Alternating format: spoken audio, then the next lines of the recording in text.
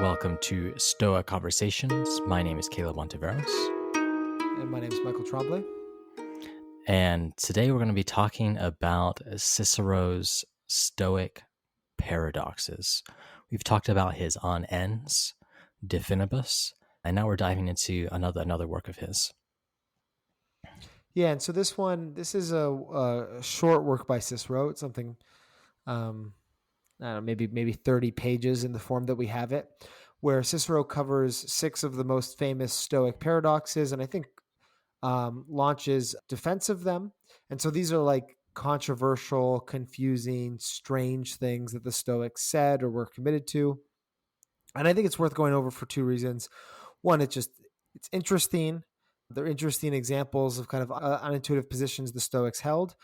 And then 2, I think the way a lot of these are framed is kind of intentionally inflammatory. Like they're framed in ways that sound really silly.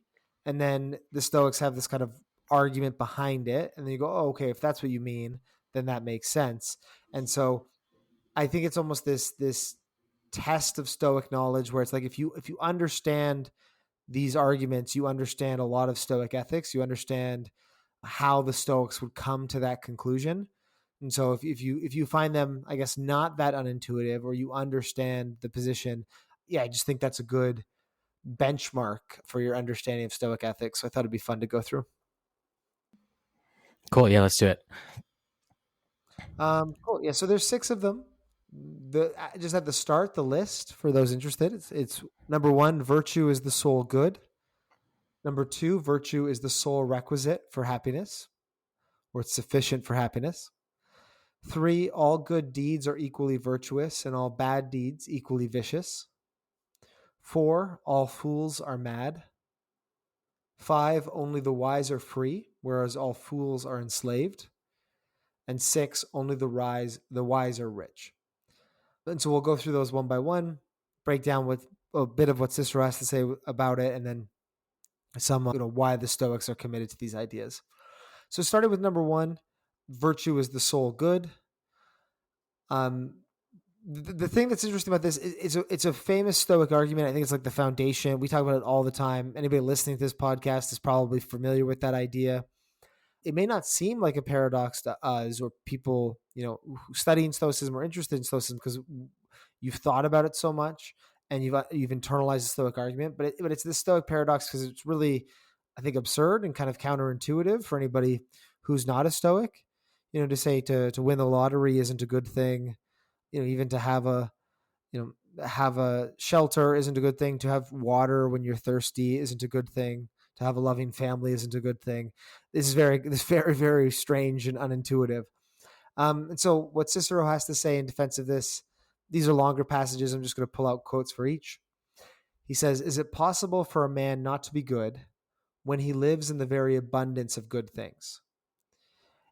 And yet we see all those things so distributed that wicked men possess them, and that they are inauspicious to the good.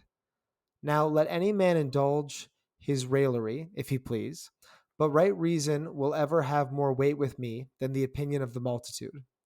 Nor shall I ever account a man, when he has lost his stock of cattle or furniture, to have lost his good things." So to break that down, Cicero's using a kind of reductio ad absurdum argument here. If virtue is not the only good, then bad people, vicious people, would have good things and so have good lives, because vicious people have anything you ascribe the good to that isn't virtue, you could point to a bad person who has it. So if it's money, if it's good reputation, if it's like we were saying before, it's like it's pleasure. Vicious people have that. So, if good things make a life good, vicious people have everything but virtue, but yet they're not good. And their lives aren't good. And so it's impossible for anything else to be good besides virtue. That's the argument Cicero's making here. We've come at this one a couple different ways as well. There's this other thing, another argument the Stoics make, that good things are things that are necessarily beneficial. So having money can't be a good thing 'cause it's not necessarily beneficial. It can sometimes people's lives go worse with money. And the same argument, if you have a vicious person with money, they don't necessarily have a good life. So that's the argument there for that.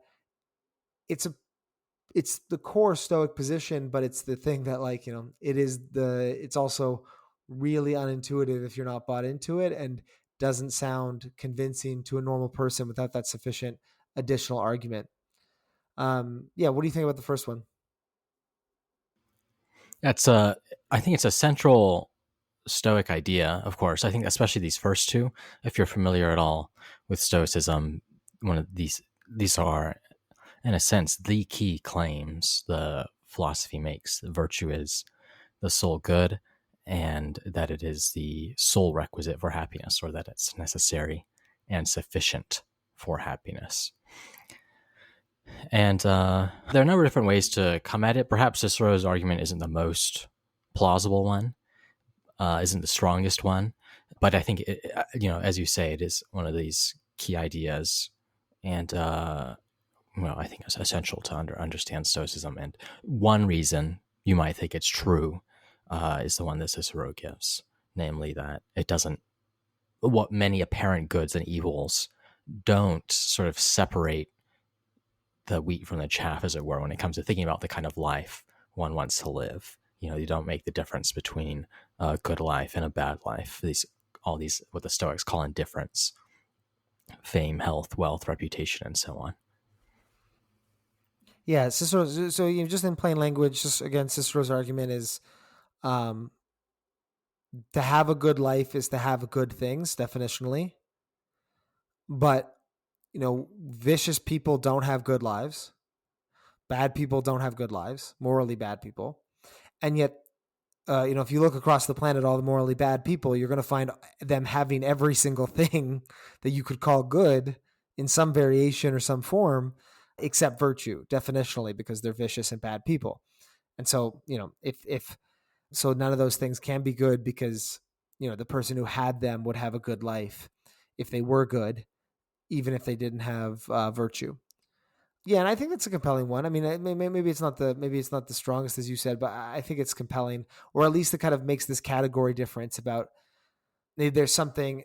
I guess it kind of makes this argument that virtue is necessary for happiness. Maybe that's the weakness in it. Is it's an argument that virtue is necessary for happiness. It's impossible to have a good life without also having virtue, but because you can't find anybody that has a good life that doesn't have virtue, even if they have all these other things, which is maybe a slightly different argument than virtue being the sole good. Yeah, that's a great way to put it, and I think, and that is exactly what Cicero debates in On Ends. Perhaps it is necessary, and he grants that it's necessary, but is it really sufficient for happiness? And I think that's a good attack on the argument, as it were, and I don't want to underrate how strong it is by my earlier comments. And in a way, Cicero does pull out how intuitive it can be, even though we say it's counterintuitive. He says, look, we don't say he's a terrible person or has lived a terrible life just because he's lost some of his stock, just because of his house burned, or, just because he faced whatever trials and challenges. That's not, that's not what it's all about. It's one thing I also wanted to shout out here is there's a nice passage from Meditations 2:11 where Marcus Aurelius hits on this as well. This exact point. He says, "But death, certainly, and life, honor and dishonor, pain and pleasure, all those things equally happen to good men and bad, being both things which make us neither better nor worse. Therefore, they are neither good nor evil." So it's nice to see that theme repeated in the Stoic Emperor. Yeah, that's a great example. I'm just thinking of silly metaphors I'm making in my head, but if we think about what makes a good basketball player, it's not the shoes you wear, it's not your haircut, and it's not the language you speak, because lots of good basketball players vary in all these kinds of things, right? It's like clearly it's that old kind of ancient philosophy argument. I remember there's that meme. I don't know if you've seen it, Caleb, where it's like, the car drives, both the car and the house have windows, but the car drives, but the house doesn't. So it can't be the windows that make the car drive or something. And they're like, this is unironically how Plato argues. It's the kind of thing like that. Like it can't be essential to happiness. As we're saying, it can't be necessary because there's variations. It can't be. It's not the thing we want to identify as it. And you already alluded to this. It's also in Stoic ethics. It's like really intertwined with the second idea, the second paradox, that virtue is the sole requisite for happiness. So it is sufficient for happiness. And what Cicero says here, he says, "No man who is wholly consistent within himself and who reposes all his interests in himself alone can be otherwise than completely happy. But the man whose every hope and scheme and design depends upon fortune, such a man can have no certainty, can possess nothing assured to him as destined to continue for a single day. If you have any such man in your power, you may terrify him by threats of death or exile. But whatever can happen to me in so ungrateful a country will find me not only not opposing, but even not refusing it. Do you threaten me with death, which is separating me from mankind, or with exile, which is removing me from the wicked? Death is dreadful to the man whose all is extinguished with his life, but not to him whose glory can never die. Exile is terrible to those who have, as it were, a circumscribed habitation, but not to those who look upon the whole globe but as one city." So some nice lines there. It follows from the previous passage, as we mentioned, virtue is the only good. It's the only thing required to be happy. And again, I think Cicero's trying to push back at some counter arguments. So we think we need these other things to be happy. We think, look, you can't be happy in exile. But then he points out, well, it's your attachment to external things. It's your false judgments that is going to make these things terrible. Exile and death, they can't harm the person who's interested in his character alone. So, it is sufficient to be happy as long as you have your character tuned in, and virtuous. Absolutely. And I like how in this passage there's mention of some of these other Stoic ideas. You have cosmopolitanism, can look upon the whole globe as one city. This idea that the Stoic isn't necessarily bound to the particular city. And then you can extend that idea to any other social relationship as well, whether it's a city, community, company. So yeah, I think that's good to see. And of course, you have the idea of Stoic views on death. Death is not a great evil, and that the kind of glory that matters is something that cannot be extinguished by death. I think Seneca has this wonderful metaphor about the book. The length of a book doesn't determine how good it is.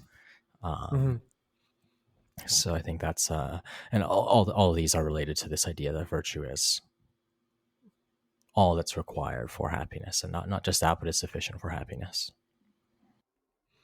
Yeah, great points.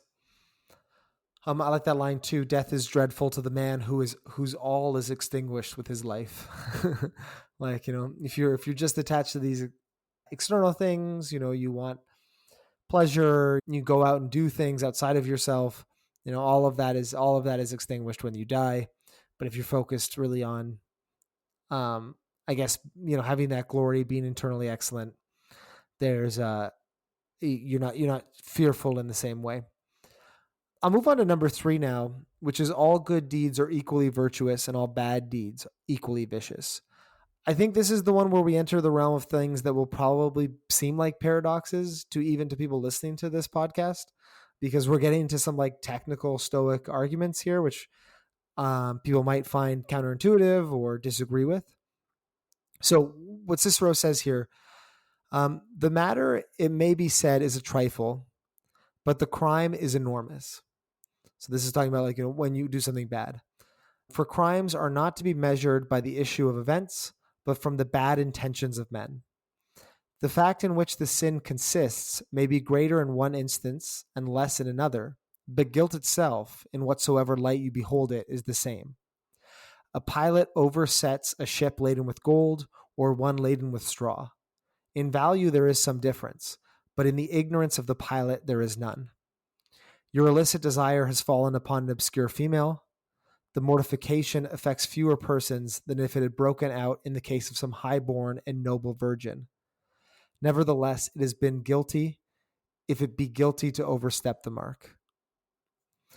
And so Cicero's point is that what matters is virtue. If what matters is virtue, then the external situation is irrelevant. If you have improper lusts for, some unknown woman, and you go about that in a poor way, it doesn't make it any better than lusting after a noble or famous person. If you crash a ship, an inexpensive, unimportant ship, you still made the same mistake as a captain as if you crashed a ship of gold. You still made the same kind of mistake.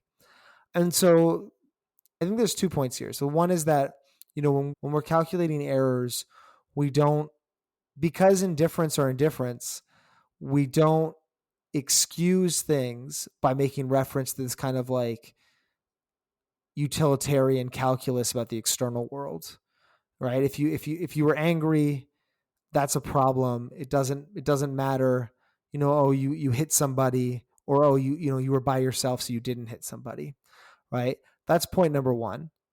And then I think point number two here, which, we don't capture in the Cicero quote I pulled out, is that the Stoics have this tendency to think about things really in terms of a binary. This comes down, it connects to the next paradox where Cicero says that all fools are mad. Like, they really think about, you're either virtuous or you're vicious. Basically, it's like you either got the impression right or you got the impression wrong. And they don't really hold stock on, well, you kind of interpret it correctly. You did an incorrect interpretation that led to less of a external issue than another incorrect interpretation. It's like you either got it right or you got it wrong. And that's the way the Stoics think about a lot of things. And that's where they say all good deeds are equally virtuous. It's just like all judgments are true or false. And the true ones are equally true and the false ones are equally false. And it doesn't really matter if you were false about you were piloting a ship of gold or piloting a ship of straw. You made a false judgment or a true judgment. And that's the second part there that the Stoics commit to. Any thoughts on this one? Well, the second example, I think, is a funny sort of slice of Roman ethics or Roman culture. So, that just stands out. Cicero thing, at least some Roman might be thinking, at least I'm, bothering some obscure unknown woman as opposed to some highborn noble virgin, but a vestal virgin or something like this. So, that's amusing. I think this is certainly, I think, as you say, this is certainly a more puzzling one. And perhaps it's easier to see why the Stoics would say this, coming at this from the standpoint of virtue.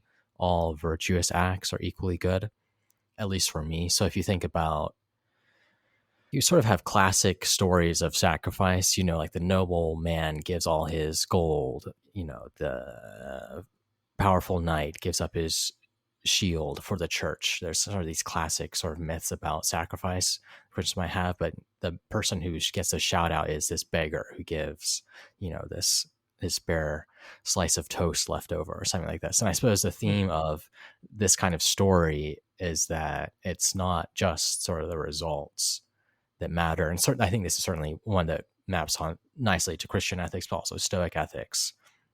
It's really the quality of the choice, the decision that was made by each individual person, and how that reveals their character. What the beggar is able to give is different from what the nobleman, the knight, is able to give, and so on.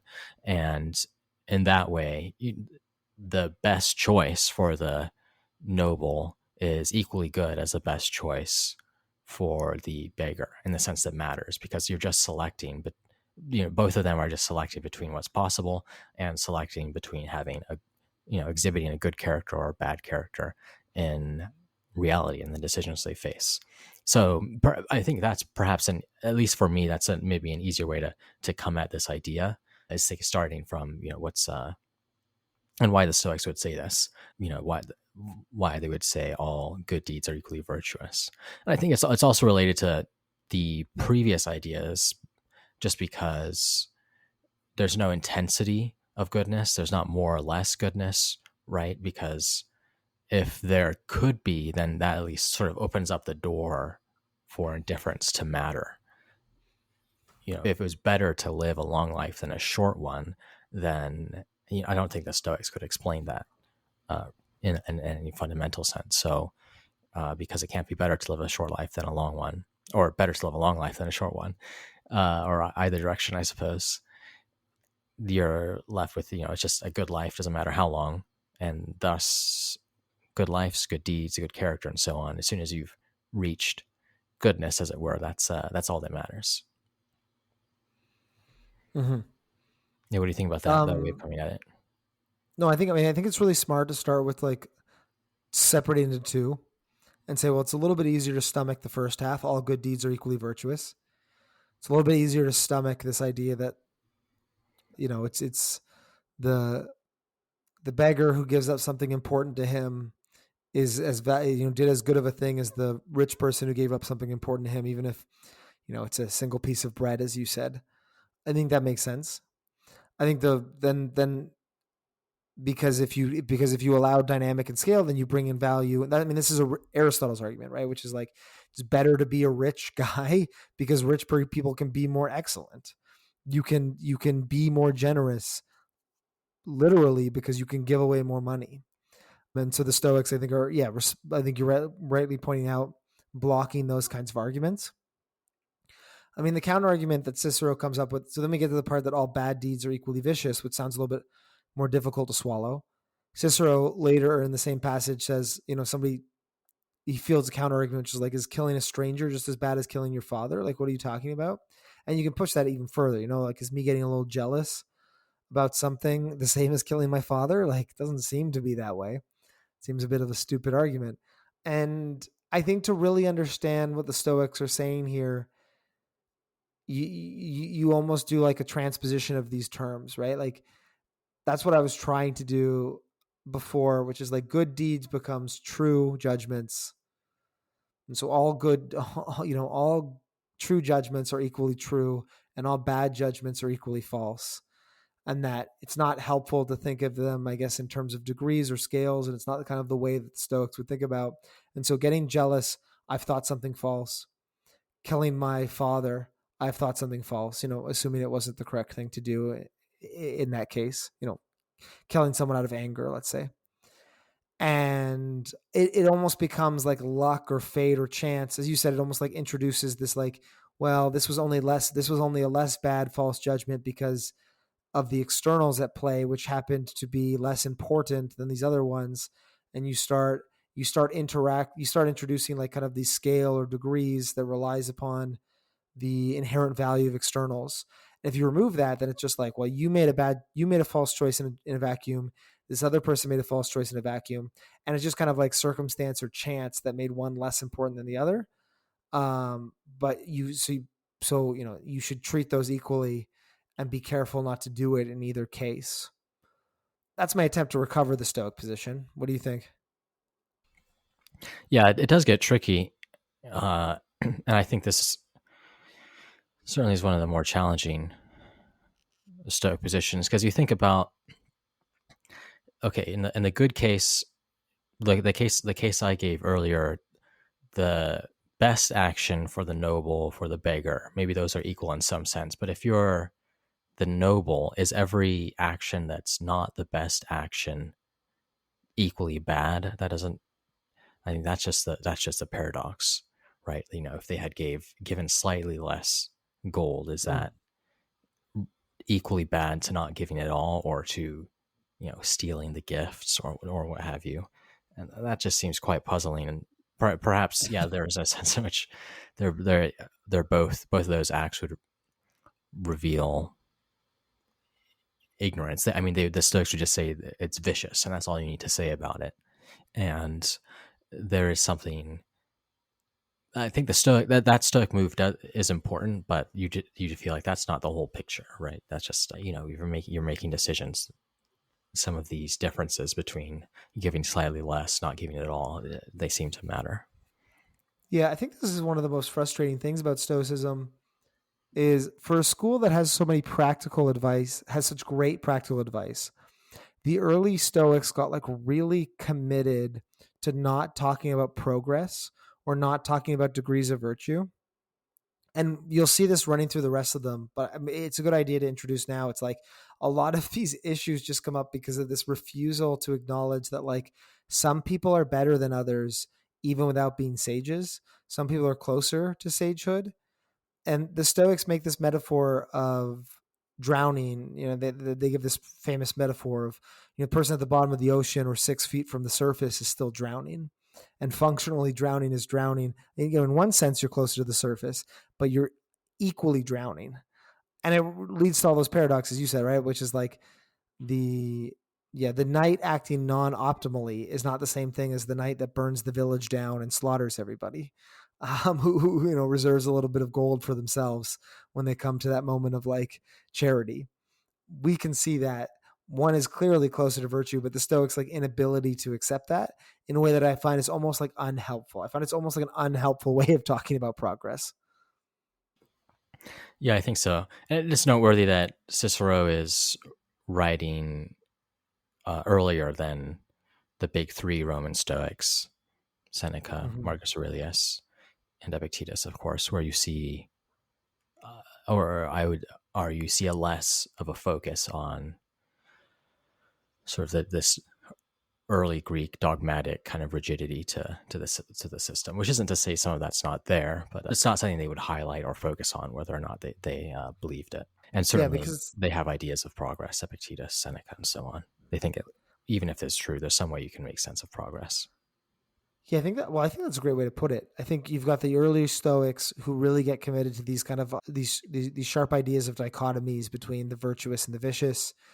You've got Cicero kind of wrestling with that in the form of these Stoic paradoxes, and then you've got Seneca, Epictetus, and Marcus, which is kind of the latest period of ancient Stoicism, who have almost like moved past these and just gotten straight into like the ethics and the applicability and the training, either personally for their students or for their mentors or their mentees.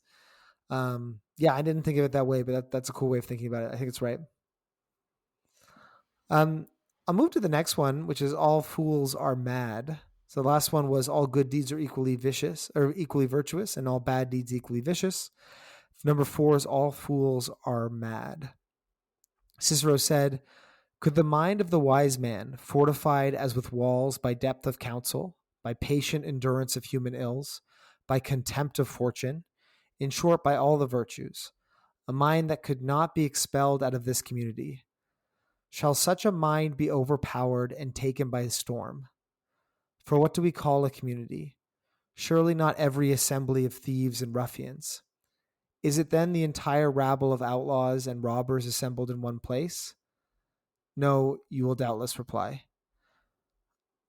Um, so this chapter, it's about Publius Clodius, a Roman known for his terrible morals. Um, and the Stoic argument is that ignorance is not just ignorance; it's a type of madness. Madness because ignorance distorts your thinking. So it's not just that there are multiple functional ways of thinking, some right, some wrong. Rather, any view that isn't Stoic, it will inevitably lead to passions or a kind of disconnect with the way the world actually is. This leads to irrational responses above and beyond factually incorrect claims. And the way that I interpret this reading is that the Stoics are trying to raise the stakes here. They're trying to say foolishness is a big deal. It's a kind of madness. And then they're accompanying this with that dichotomy we were just talking about virtue and vice. Ignorance is a type of madness. Everybody who's not virtuous is ignorant. So all fools are mad is the argument. And I think, yeah, you're getting that dichotomy and then you're raising the stakes. And then this is a paradox because the view would just be, well, madness is a very different kind of thing from foolishness. There's people that want the wrong things, but that doesn't make them mad. They're like rational agents pursuing the wrong conception of the good life. And the Stoics just say, no, they're not able to think rationally because they desire these external things, because they desire pleasure or riches or reputation, or they're fearful of the opposites. They're not rational at all. Only the wise person is. How does that connect to this first part of the quote? How do you see that connecting to the first part of the quote? I did at one point. I have a thought on this. um, like contempt of fortune, short bout of virtues, a mind that cannot be exposed. I mean, I guess the first part of the quote is saying basically the way that I'm reading that there is that the wise man cannot be overcome, can't be overpowered, can't be taken by the storm, where, the non-wise person can. And that's kind of the dichotomy taken up. So it's like the inversion of all fools are mad would be, all wise people are sane. And then what allows that sanity is that inability to be, overpowered by passion or desires. Gotcha. Yeah. So it's really the classic view on passions, especially I think Seneca does a good job bringing us out about how the passions are kind of madness because they overpower reason and become a force that drives one's life, as opposed to the person who's not suffering from passions. They're more of an agent, they're more of an author of their life, Yeah. in a way. So the person who is foolish, is vicious, is, why do we say someone's crazy? Because maybe they're disconnected from reality in a certain way. Yeah. And that's just what the foolish, vicious person exhibits. Yeah. Again, not, well, they've got a good head on their shoulders. They just kind of want something different than I want. The Stoic position is just more intense. It's saying, no, they're disconnected from reality is the way you put it, which is the same thing we say about crazy people, or, we would use that term, right? Colloquially. And so there's just, that there's a higher stakes around that disconnect. And I think these were also like motivate, like I think these were intentionally antagonistic kind of paradoxes that were supposed to be motivational. Like the Stoic would come out and be like, you're all literally mad. Like I think you are actually mad. And then the non-Stoic would be like, well, I don't want to be mad. Like, what are you talking about? That's a pretty intense thing to say. What's going on? And it would motivate people to, hear more about the philosophy or study the philosophy. I think these are supposed to be attention grabbing a bit. Yeah, I think that's right because I mean, even in the term madness, being crazy, there's a kind of vagueness there. Even the Stoics would say that all the vicious are mad, all foolish are mad.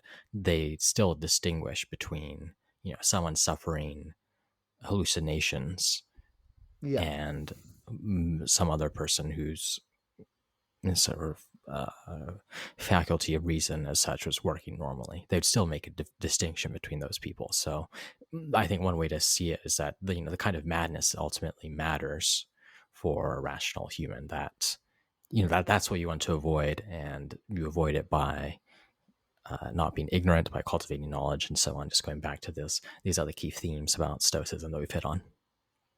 Mm-hmm. Great. So moving on to number 5.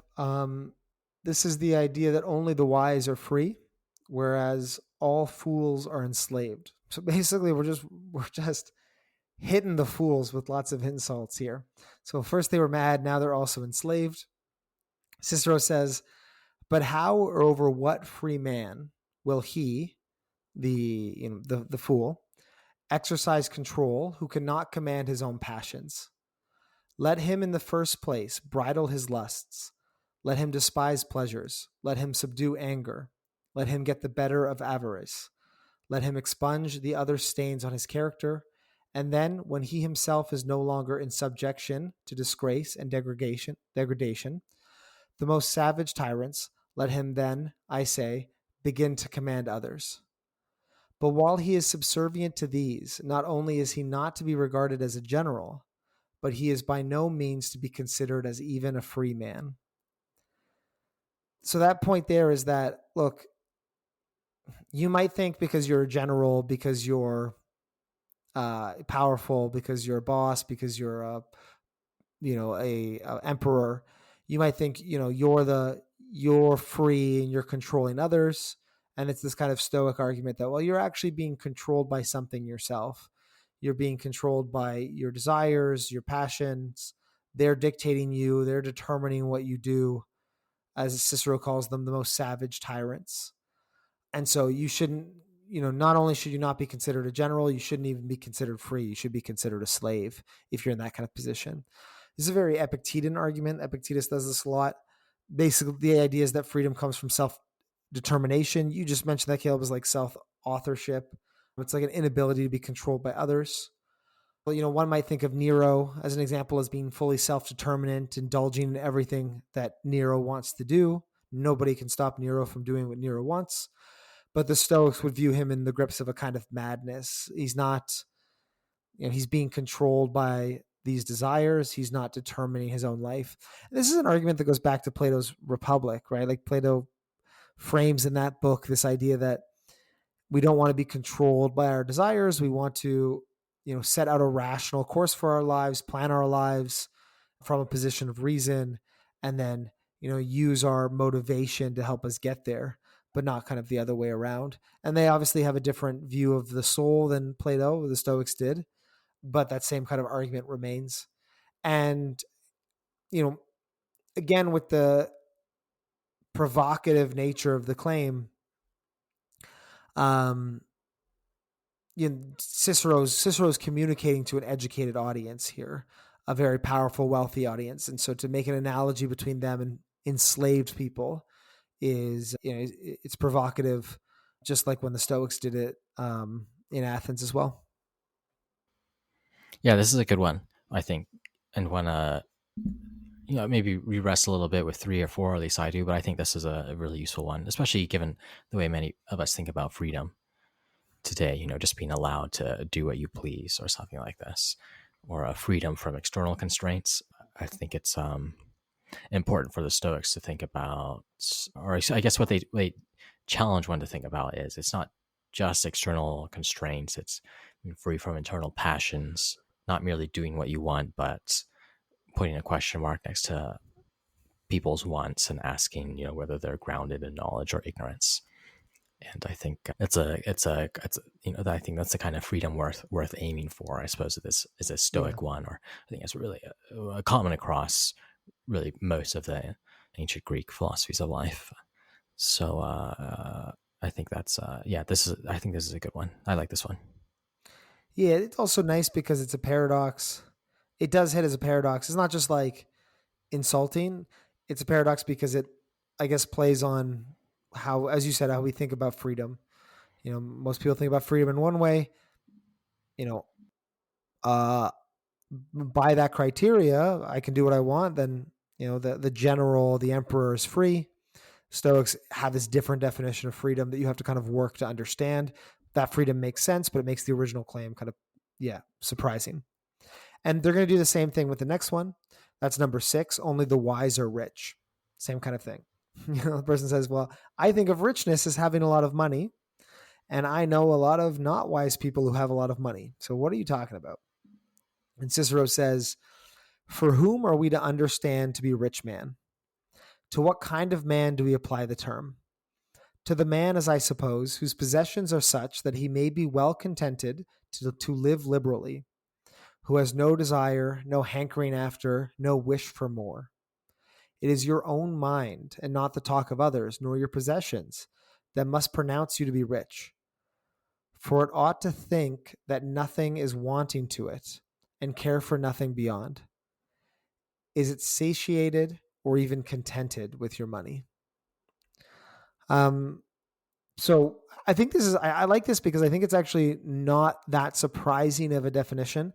Like when we said freedom is self-determination, that's kind of philosophical. It's kind of maybe not immediately intuitive, but Cicero just makes this really, I think, common sense definition of wealth. Wealth is not wanting more. Wealth is not having a hankering after, no desire, no wish. And so people try to achieve that state by getting lots of money. And Cicero points out, no, you actually achieve that state by getting to a state of mind, by achieving wisdom. And so, if richness is the person who wants nothing else, they're happy with what they have. You don't get that by having lots of things. You get that by becoming wise. And that's why only the wise are rich. So same kind of thing, taking a play on either madness, freedom, or richness, and doing a little bit of a twist on it in the Stoic way. Yeah, I think this follows from the first two paradoxes. Virtue is a sole good, virtue is what's required for happiness, along with this play on, the nature of wealth, nature of riches. Once you've internalized the first two, then it's clear that the kind of riches that matter is not held in possessions. It's a good point, because one way you would criticize this idea about the person who wants nothing is you would say it's kind of a defeatist attitude, right? Like you stop caring about anything to have freedom from pain. And you can kind of level that criticism against the Epicureans, who try to argue that potatoes and stew are just as good as lobster and steak, but that seems almost hypocritical within their conception that pleasure is the point of life. But when Stoics say that virtue is the point of life, well, then the wise person has the good things. So the wise person both wants nothing else and has the good things. And so they've achieved this state of genuine richness. They haven't just like retreated from the world, which I think is, it's an important distinction.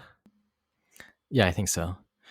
In some ways, this paradox is one of the easier ones to understand, but perhaps it is open to that almost defeatist type of objection still, where you think, if you're being made fun of for not having enough money, not being wealthy enough, and you say, well, really only the wise are rich, or something like this as a comeback. It's not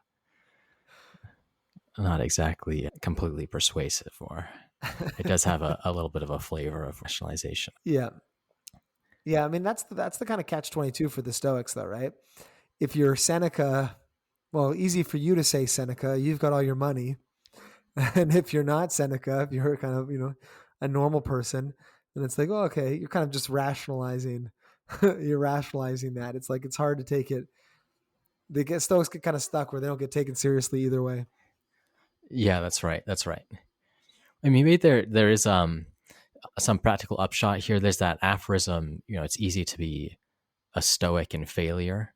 One way to interpret that is, you can rationalize your Stoicism. And in this way we just did, well, if your business fails, it's not business that really matters. And maybe the sort of a practical upshot to that is to be careful about rationalization in defeat from one direction, but then also, of course, in success, be careful of sort of like the non-Stoic, I suppose, flavor of that, where, you become like the Epictetus is a man who values himself because of properties of his horse as opposed to who he is. So maybe that's a practical upshot from this paradox. Yeah, I agree. You don't want to become the person who, in success, you don't want to become the person who prides themselves on the things that aren't really theirs, any more than you want to be the kind of person who says Stoic things without really having internalized them or worked on them either. Because, you're trying to sound, fancy and profound or something like this. So that takes us to the end of our 6 Stoic paradoxes. Not too bad. I think that we kind of really wrestled in the middle there with 3 and 4. So again, those are: 1, virtue is the sole good; 2, virtue is the sole requisite, or is, the only thing necessary for happiness. All good deeds are equally virtuous, and all bad deeds are equally vicious. Number 3. Number 4, all fools are mad. 5, only the wise are rich. Only the wise are free, whereas all fools are enslaved. And 6, only the wise are rich. So in terms of themes, we hit on this through the course of our conversations, but the 2 things I wanted to pull out: a lot of these paradoxes, the last 4 in particular, rely on this quirk of Stoicism where they really like to talk in absolutes. We kind of clarified that's maybe this tradition of early Stoicism, which Cicero is responding to, like Zeno, Chrysippus. that Cicero is responding to. But these ideas, like they have this idea that the sage is perfectly wise, everyone else is equally ignorant. That was that metaphor about drowning. And then when you believe that, you think about that not in a spectrum but in a binary, then all bad deeds are equally vicious because everybody's equally drowning. All fools are mad, and they're all mad in the same way. Only the wise are free because you can't have somebody who's partially free or mostly free, or somebody who's not quite a sage but is free, and only the wise are rich. It's just these I guess it's really the onlys there. The only part, or in the all part, is doing a lot of work. All fools are this, only the wise are that. And that's coming from this Stoic tendency to think in absolutes that we saw in early Stoicism. You lose a bit by the time you're at Marcus Aurelius, because I think, as you're pointing out, just like we've lost that. I think just taking a more practical focus by that point. And then I just think it's interesting for a school that places so much emphasis on progress, that the way that they conceptualize virtue is binary. Either you have it or you don't. This is not a unique criticism of Stoicism, but it's something I wrestle with in my own. It's almost like that black and white thinking is something that I just almost just ignore because I don't find it helpful for my own progress. I don't find it like conceptually. I mean, maybe it's this reminder to like not finish until you get there. Like there's not really a good enough. And you're like, oh, I'm pretty good at Stoicism. I'm going to stop. Maybe that's a practical function of it. But otherwise, I can find it like really demotivating if I think about it. It's not really helpful to me. Yeah, I think it can have practical uses, as you say, sort of this constant focus on improvement, perhaps. But even there, it can be difficult to make sense of that very idea of improvement on the binary approach. But perhaps it can be motivating. Just be virtuous in the moment. That's all you need to do. Perhaps I think there's also the idea to be careful about judgments of others that can come through. If all vicious acts are really just that, vicious, then there's not perhaps as much point to be drawing all these distinctions between yourself and others, or between other people and your friends and so on. So you mean like a kind of like elitism, like, oh, I'm better than them? Well, the Stoic would say, well, you're all kind of still fools. yeah, Is that exactly. that's what you mean? Yeah, I think just like that. Seneca has that line about him being in the hospital bed next to everyone else, and I think that's I suppose that's that kind of reminder about one's position in that sense. So perhaps I think that can be something that one can think about, especially in that third paradox, which is quite challenging. That all wrongs are just that wrong. So cool. But yeah, thanks for putting this together, and send in any questions. Let us know what your favorite paradox is. And tune in next time. Thanks, Gil. All right. Thanks, Michael. Thanks for listening to Stoic Conversations. If you found this conversation useful, please give us a rating on Apple, Spotify, or whatever podcast platform you use, and share it with a friend. And I'd like to thank Michael Levy for graciously letting us use his music. Do check out his work at ancientlyre.com, and please get in touch with us at stoameditation.com if you ever have any feedback or questions. Until next time.